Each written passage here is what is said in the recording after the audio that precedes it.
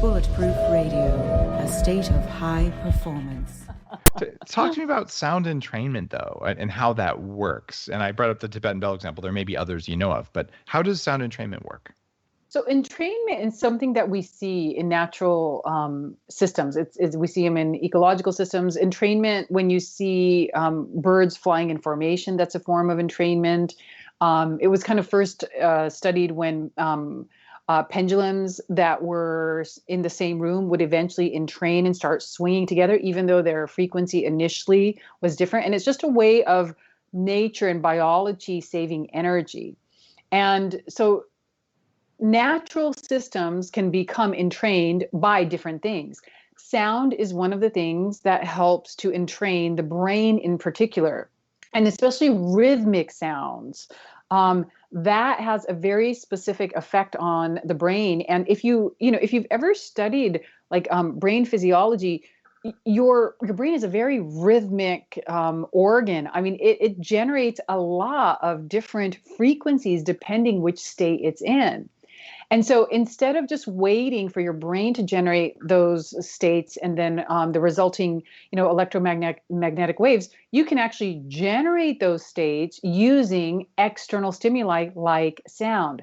So, you talked about like the Tibetan singing bowls, or if you've ever heard like Buddhist monks chanting, or like for me, in India, am exposed all the time to the different, ancient Sanskrit and Siddha Tamil mantras. They're enunciated in a very particular way. They're chanted in an extremely rhythmic way. And some of the oldest mantras, some of the oldest sounds in South India, when you analyze them, the only other place in nature that creates those kinds of sounds are actually bird songs. And so there's something about this rhythmic way of using chanting, in different mantras that has a very specific effect on the brain.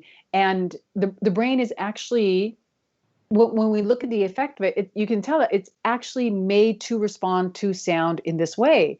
And these are the parts where I look at, like, the things that we're trying to do, and we're putting so much effort into it. Like if you understand just your basic biology, like if you understand the brain's biology and understand that it responds to sound in a very predictable way, we would not have to do those 30, 40 years of meditation in a cave.